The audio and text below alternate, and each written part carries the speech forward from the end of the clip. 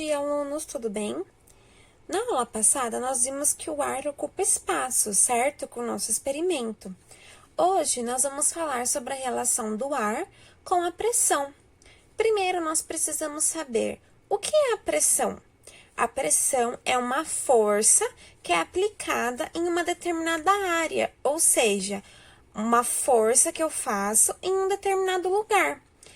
Essa pressão ela pode ser calculada por uma conta matemática, onde a pressão é igual à força aplicada dividido pela área, ok? Quanto maior for a minha pressão e a minha força, menor vai ser a minha área. E quanto menor for a minha pressão e a minha força, maior será a área que eu estarei aplicando. Então, essas medidas são inversamente proporcionais. Se eu tenho uma força maior do que a área que eu estou aplicando, eu tenho uma pressão maior. Se eu tenho uma área maior, eu vou ter uma pressão e uma força menor. Tudo bem? Aqui eu coloquei uma tirinha para vocês conseguirem entender melhor. Esses dois homens estão em um ambiente de areia movediça. Para quem não sabe, a areia movediça é aquela que afunda conforme a gente vai colocando pressão nela. Então, por exemplo, quando uma pessoa está em pé, a areia movediça ela vai afundando essa pessoa. Na pessoa que está em pé, que é esse rapaz da esquerda, ele fala assim: este afunda rápido, porque eu tenho uma área menor com uma força maior, que é o corpo todo, o peso do corpo desse homem. Já no segundo homem que está à direita, este não afunda tão rápido, porque eu tenho uma área maior, percebam que ele está deitado, então eu tenho toda essa área do corpo em relação à força do seu peso. Vamos supor que os dois homens pesem 70 quilos. O que está em pé vai afundar mais rápido, porque a área de contato é apenas com a sola do pé. Já aquele que está deitado tem a sua área de contato maior, que é do corpo todo. Tudo bem? Nós precisamos saber o comportamento das partículas para compreender a relação do ar com a pressão. As partículas sólidas, elas são imóveis. As partículas líquidas apresentam um movimento devagar e aqueles que são gasosos apresentam um movimento rápido. Vamos ver aqui na representação. Eu tenho um compartimento de área igual para as três partículas. E eu tenho aqui o sólido, tá vendo que eu tenho uma bolinha bem do ladinho da outra? Isso significa que as partículas que são sólidas, elas não apresentam movimento, porque elas estão rígidas uma ao lado da outra.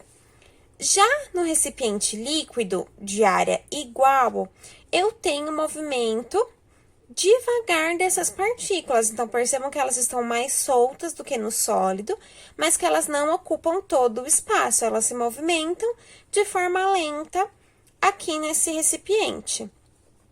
Já as partículas que estão no estado gasoso, elas ocupam todo o espaço e elas se movimentam de forma muito rápida. Então, elas conseguem se movimentar dentro dessa área.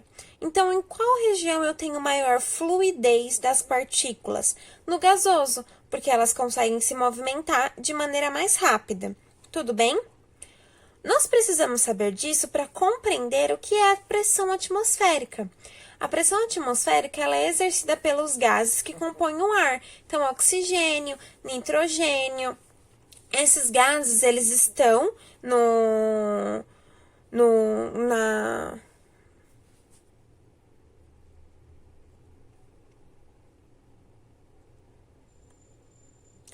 Esses gases, eles estão na forma gasosa, claro, e eles conseguem se movimentar de maneira bem rápida no nosso ar.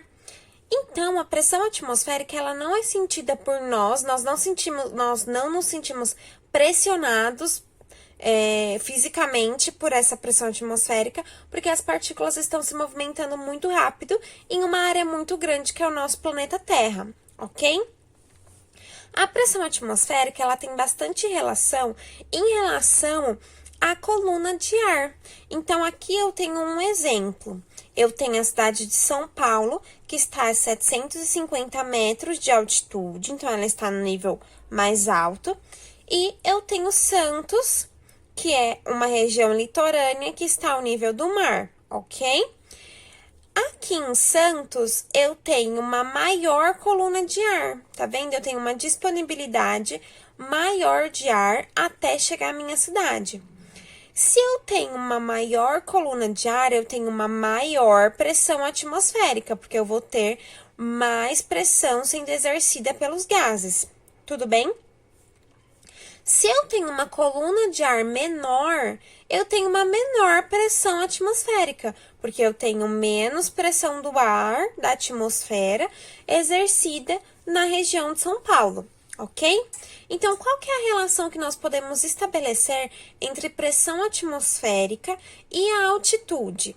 Quanto maior for a minha altitude, então, quanto mais alto for o local onde eu estou trabalhando, onde o enunciado está me dizendo, menor é a minha pressão, ok? E quanto menor for a minha altitude, então, quanto mais próximo ao nível do mar ela estiver, menor for a altitude, eu tenho uma maior pressão atmosférica, tá? Então, as cidades que são litorâneas, elas apresentam menor altitude e maior pressão atmosférica. Já as cidades que estão mais localizadas na capital, como nós podemos dizer de São Paulo, apresentam uma maior altitude e uma menor pressão atmosférica, ok? Vamos ver agora como que nós vamos relacionar essa pressão com o ar. Vou pedir para vocês abrirem na página 288 e 289 para a gente fazer o experimento, ok? Então, vamos lá.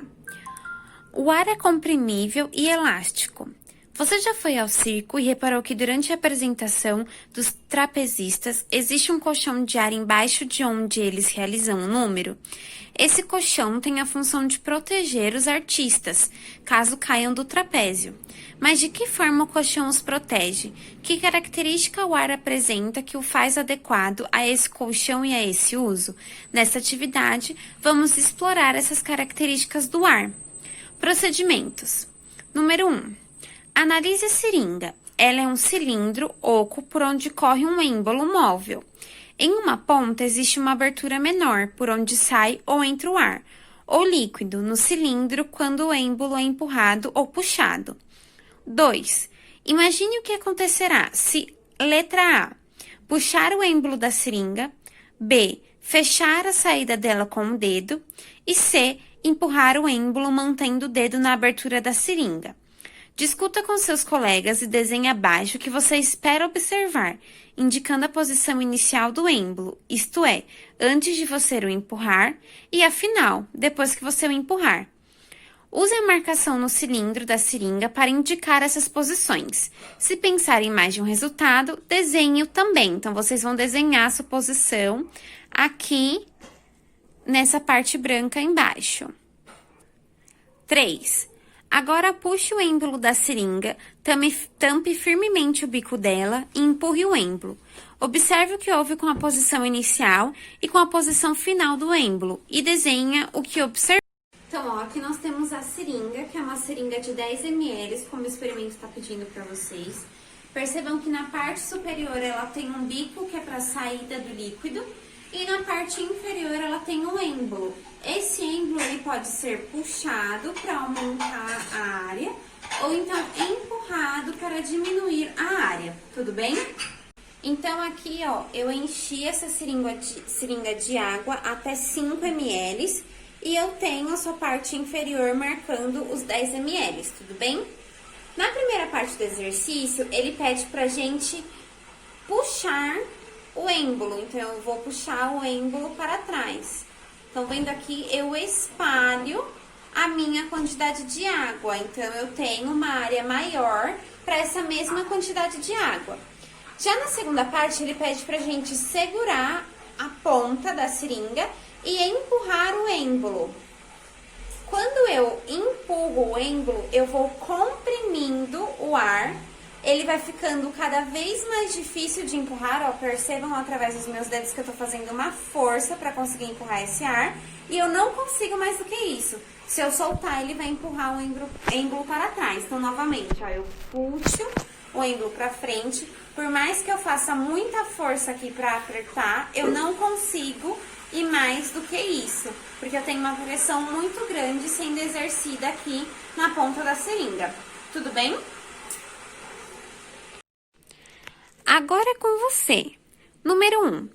Os resultados esperados foram semelhantes ao que você observou? Por quê? E 2. Utilizando bolinhas para representar os gases que compõem o ar, faça um desenho que mostre como elas estariam dentro da seringa, antes de o ar ser comprimido, quando o ar está comprimido e depois de cessada sua compressão. Ok? Então, lembrem-se do que a gente falou agora há pouco, do comportamento do ar em objetos sólidos, líquidos e gasosos. Ok? Agora, nós vamos fazer 2 exercícios resolvidos juntos sobre pressão. Tudo bem? Número 1. Determine a pressão exercida em uma área de 90 metros quadrados quando aplica-se uma força de 180 newtons. Então, o que a gente precisa fazer para calcular essa pressão? Usar a fórmula P igual a F dividido por A, que é a pressão é igual a força dividido pela área. Tudo bem? Vamos observar o que o enunciado quer e o que ele nos deu. A pressão é o que ele quer saber. A força, ele me deu, que é de 180 newtons. E a área, ele também me forneceu, que é de 90 metros quadrados. Então, o que nós temos que fazer? Colocar esses valores na fórmula. Então, eu tenho que P é igual a 180 newtons, que é a unidade de medida de força, e a área é igual a 90 metros quadrados, que é a unidade de medida da área, ok? Vou dividir 180 por 90. Quanto que dá isso? 2. Então, eu tenho que a minha pressão é igual a 2 newtons, que é a unidade de medida de força, por metro quadrado. Então, a unidade de medida de pressão vai ser newton por metro quadrado, ok? Tudo bem? Agora, um segundo exercício. Qual é a força aplicada em uma área de 30 metros quadrados que resulta em uma pressão de 5 newtons por metro quadrado? Então, percebam aí, ele está falando de pressão, de força e de área. Então, eu vou usar a fórmula pressão igual a F dividido por A. Neste caso, ele me deu a pressão e ele me forneceu a área, certo? Então, vamos substituir esses valores na fórmula. Vai ficar na pressão 5 newtons por metro quadrado igual a força, que é o que eu tenho que descobrir, dividido por 30 metros quadrados, que é a minha área. Neste caso, vamos ter que mexer na fórmula. Então, percebam que o que eu quero descobrir é a força, certo? A área está dividindo, então ela vai passar para o outro lado, multiplicando, ok? Então, eu passo 30 para o outro lado, multiplicando, porque eu preciso isolar a letrinha F, que é o que eu quero descobrir, que é a minha força, ok? Então, vai ficar 5 newtons por metro quadrado vezes 30 metros quadrados, que é igual à minha força. 5 vezes 30 é igual a 150. Então, a minha força é igual a 150 newtons. Tudo bem com esses 2 exercícios? Vou deixar para vocês 3 exercícios extra para vocês fazerem no caderno. Número 1. Determine a pressão exercida em uma área de 30 metros quadrados quando aplica-se uma força de 60 newtons. Então, ele deu a força e deu a área. Vocês precisam descobrir o valor da pressão. 2. Qual é a força aplicada em uma área de 4 metros quadrados que resulta em uma pressão de 8 newtons por metro quadrado? Então, aí ele deu a pressão, deu a área e vocês precisam descobrir o valor da força, ok? 3. João decide fazer um experimento em sua casa com bolinhas de gude e quer saber qual é aquela que aguenta a maior pressão sem ser rompida. A bolinha M apresenta área de 4 centímetros e João aplicará uma força de 8 newtons. Já a bolinha N apresenta área de 10 centímetros, e João aplicará uma força de 5 newtons. Letra A. Qual é a bolinha que apresenta maior área? Então, qual é a bolinha maior? E B. Qual bolinha apresenta maior resistência à pressão? Na letra B, vocês vão ter que calcular a pressão para a bolinha M, usando aí a força e a área, e a pressão para a bolinha N, usando a força e a área. E vocês vão ver qual é aquela que apresenta maior resistência à pressão, qual apresenta a pressão maior, ok? Depois que vocês responderem esses 3 exercícios, vocês vão fazer os exercícios da página 287 e 289, tá? Eu vou disponibilizar o gabarito, para vocês no dia 8 de junho, que é na segunda-feira que vem. Se vocês tiverem alguma dúvida, vocês podem me mandar através do chat do Schools, que eu vou responder vocês, ou então também pelo binóculo, tudo bem? Um beijo e até a próxima aula!